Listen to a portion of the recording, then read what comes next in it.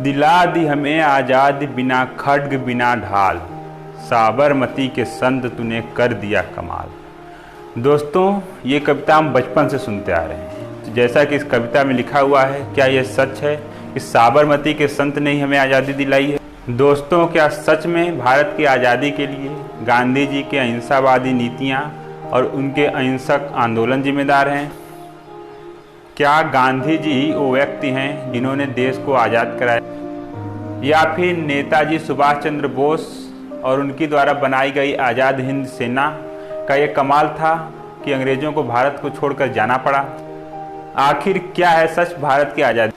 नमस्कार दोस्तों, मैं मनीष सिंह आज इस वीडियो के माध्यम से आप लोगों के साथ वो बातें साझा करने जा रहा हूँ जो शायद ढूंढने पर भी इतिहास के पन्नों में नहीं मिलेगा। आपको इतिहास की किताबों में ये वाकया शायद ही आपको मिलेगा। दोस्तों, कहा गया है कि इतिहास वही लिखते हैं जो जिंदा बचते हैं। 1947 में भारत की आज़ादी के बाद कांग्रेस सरकार मतलब सत्ता का हस्तांतरण हो गया। कांग्रेस की सरकार आई और कांग्रेस की सरकार ने अपने हिसाब से अपने सुविधा के अनुसार भारत के इतिहास का रचना करवाया।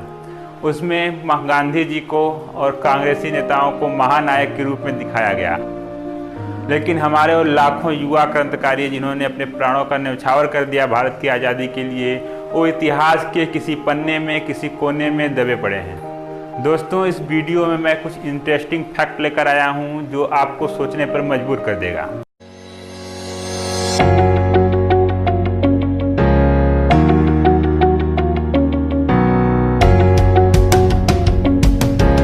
दोस्तों, बात है भारत की आज़ादी के 9 वर्ष बाद 1956 की, जब ब्रिटेन के पूर्व प्रधानमंत्री क्लीमेंट एटली भारत की यात्रा पर आए हुए थे। यहाँ आपको ये जानना रोचक होगा कि भारत की आज़ादी के समय यानी 1947 में क्लीमेंट एटली ही इंग्लैंड के प्रधानमंत्री थे और इन्होंने ही भारत के स्वतंत्रता अधिनियम पर हस्ताक्षर किया था। कलकत्ता में क्लीमेंट एटली पश्चिम बंगाल के गवर्नर हाउस में रुके थे। पीवी चक्रवर्ती उस समय पश्चिम बंगाल के हाई कोर्ट के मुख्य न्यायाधीश के साथ साथ ही बंगाल के कार्यकारी गवर्नर भी थे। यहीं पर भारत की आज़ादी के विषय में पीवी चक्रवर्ती साहब ने क्लीमेंट एटली से बात की थी। उस बातचीत का अक्षरश अनुवाद पीवी चक्रवर्ती जी के शब्दों में मैं आपको सुनाने जा रहा हूँ।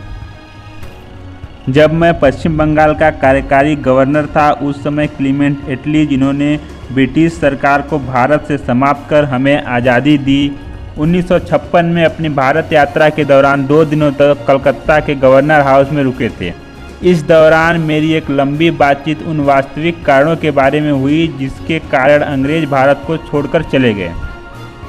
मेरा सीधा सवाल एटली से ये था कि जब गांधी जी के द्वारा 1942 में चलाया गया भारत छोड़ो आंदोलन धीरे धीरे समाप्त हो ही गया था, साथ ही ब्रिटेन 1945 में द्वितीय विश्व युद्ध जीत ही चुका था और ब्रिटिशों के लिए ऐसी कोई नई विकट स्थिति भी नहीं थी, तो आखिर वो क्या कारण था कि ब्रिटिश 1947 में इतनी जल्दबाजी में भारत को छोड़कर चले गए?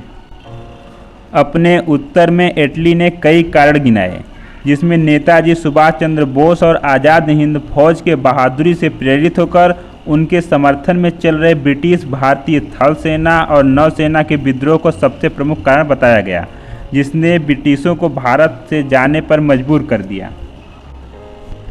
पीवी चक्रवर्ती ने अपने बातचीत के अंत में एटली से पूछा कि ब्रिटिशों को भारत से चले जाने के निर्णय के पीछे गांधी जी और उनके अहिंसावादी आंदोलनों का कितना प्रभाव था।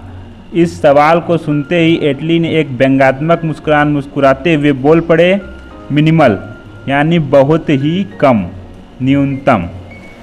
ये बातचीत सबसे पहले 1982 में इंस्टीट्यूट ऑफ हिस्टोरिकल रिव्यू में छपी थी और इसके लेखक थे श्री रंजन बोरा। बाद में ये पूरी बातचीत जनरल जीडी बख्शी की किताब बोस एंड इंडियन समुराई में छापा गया। ये वही जीडी बख्शी हैं जो भारतीय रक्षा और सेना से जुड़े मुद्दों पर अक्सर विभिन्न टीवी चैनलों पर अपनी बात रखते हुए आपको मिल जाते हैं। अगर आप नेताजी की सुभाष चंद्र बोस और उनके कार्यों के बारे में विस्तार से जानना चाहते हैं तो आपको ये किताब बोस एंड इंडियन समुराई जरूर पढ़नी चाहिए। आपको कोई असुविधा ना हो इसलिए मैंने इस किताब का लिंक डिस्क्रिप्शन में दे दिया है, तो आप लोग इस किताब को